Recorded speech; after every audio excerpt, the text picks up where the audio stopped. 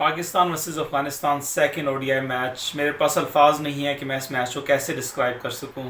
It was all thriller match with full of emotions. मतलब क्या नहीं हुआ इस गेम में। 300 रन बनाए अफगानिस्तान ने और बहुत अच्छी बैटिंग की, लेकिन at the end of the day Pakistan run away with the show, जिस तरह पहले भी होता रहा है अफगानिस्तान पाकिस्तान के मैचेस में कि पाकिस्तान अफगानिस्तान के ओडीआई मैचेस हमेशा से थ्रिलर रहे हैं और पाकिस्तान जो है वो इवेंचुअली किसी ना किसी तरीके से जो है वो फिनिश लाइन जो है वो क्रॉस कर पाता है और अफगानिस्तान जो है वो उसकी टीम जो है वो हार जाती है।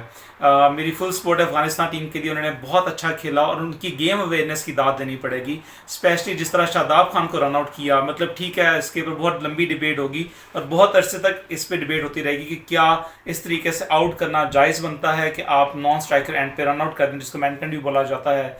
लेकिन again it is up to the game rules के हिसाब से ये आउट था। शादाब खान जो है बहुत अच्छा खेलते हुए आउट हुए और उस स्टेज पे ऐसा लग रहा था कि शायद पाकिस्तान आखिरी जो 11 रन है वो आखिरी विकेट पे ना बना पाए।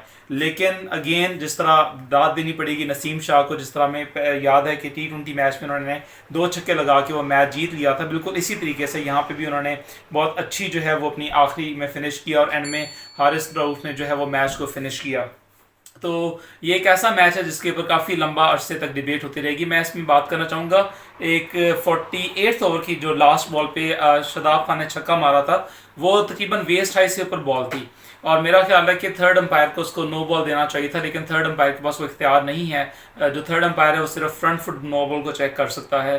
तो मेरा ख्याल है कि अगर थर्ड अंपायर जो है उसको इस तरह के डिसीजन में भी इन्वॉल्व होना चाहिए। हमें याद है पिछले साल T20 वर्ल्ड कप में भी ऐसा सिनेरियो हुआ था जब विराट कोहली ने छक्का मारा था और वो बॉल जो है वो विराट कोहली ने इशारा किया अंपायर ने प्रेशर में आके नो बॉल दे दी।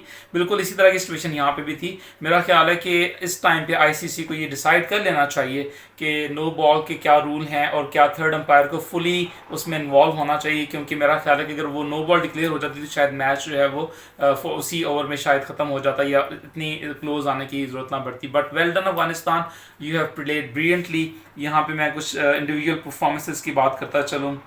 अगर आप यहाँ पे स्कोर कार्ड देखें तो अफगानिस्तान ने पहले खेलते हुए उन्होंने पहली बात है टॉस जीता और बहुत अच्छा टॉस जीता और उन्होंने एक मेहनत टोटल जो है ना वो खड़ा कर दिया। 300 रन जो है किसी भी विकेट पे बनाना आसान नहीं है और स्पेशली इस ग्राउंड में जहाँ पे तकरीबन 80 मीटर्स की बाउंड्री थी। It was exceptional task for Pakistan के वो इस क्रॉस लाइन तक पहुंचे। और पाकिस्तान अगर आप देखें तो पाकिस्तान ने इस करंट मैनेजमेंट के अंदर, इस करंट टीम के अंदर, किंग बाबर आजम की कैप्टनसी के अंदर 300 से ज़्यादा रन जो है वो तकरीबन आई थिंक 4 दफ़ा जो है वो चेस कर चुके हैं।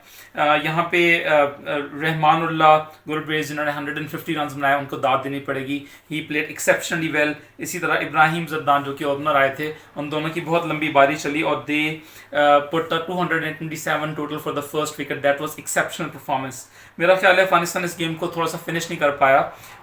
उनको चाहिए था कि 350 340 वो बना सकते थे, जितना अच्छा उनको ओपनिंग स्टैट मिला था। बट पाकिस्तान ने एंड में बहुत अच्छी बॉलिंग करते हुए उनको 300 तक रिस्ट्रिक्ट किया।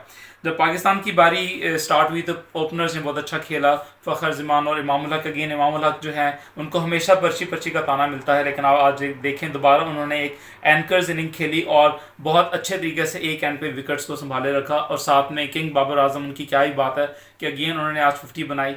बट उस टाइम पे लग रहा था कि पाकिस्तान ये मैच बड़ी आसानी से जीत जाएगा, लेकिन ऐसा हो कि 300 का टारगेट हो और पाकिस्तान आसानी से जीत जाए, ये बहुत मुश्किल है। शाज़ो नाज़िर इस तरह के मौके मिलते हैं। जब बाबर आजम आउट हुए तो उसके बाद पाकिस्तान के बैट्समैन ने रैश शॉट्स खेली, गैर जिम्मेदारी का मुजाहरा किया और पाकिस्तान की जो विकटें हैं वो पत्तों की तरह गिरती रहीं।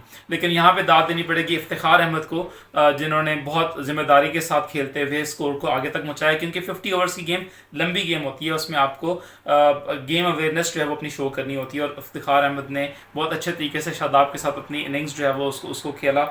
यहाँ पे मैं एक जो अफगानिस्तान से गलती हुई, उन्होंने बहुत ज़्यादा एक्स्ट्राज दिए। अगर आप देखें तो उन्होंने तकरीबन 31 से ज़्यादा जो है वो एक्स्ट्राज दिए, जिसमें से तकरीबन 25 जो है वो वाइड बॉल्स थी। इसका मतलब है कि उन्होंने 25 रन भी एक्स्ट्रा दिए और उन्होंने 4 ओवर एक्स्ट्रा भी करवाए। तो अफगानिस्तान की क्रिकेट टीम को सोचना पड़ेगा कि अगर वो ये वाइड बॉल्स ना करते या बहुत कम होती तो मैच का नतीजा बिल्कुल जो है वो डिफरेंट निकलता। But again congratulation to team Pakistan, they have pulled off again one of the historical wins. जैसे मैंने कहा कि इस मैच के बारे में बहुत लंबे अरसे तक बात चलती रहेगी, जिस तरह शादाब खान को रन आउट किया गया या जो 48 ओवर की लास्ट बॉल थी वो नो बॉल जो थी वो हो सकती थी, लेकिन again game is a game और both of the teams played with the spirit of the game and we thoroughly enjoyed the game. Many congratulations to Pakistan. Well played, Afghanistan. Amir Hassan signing off.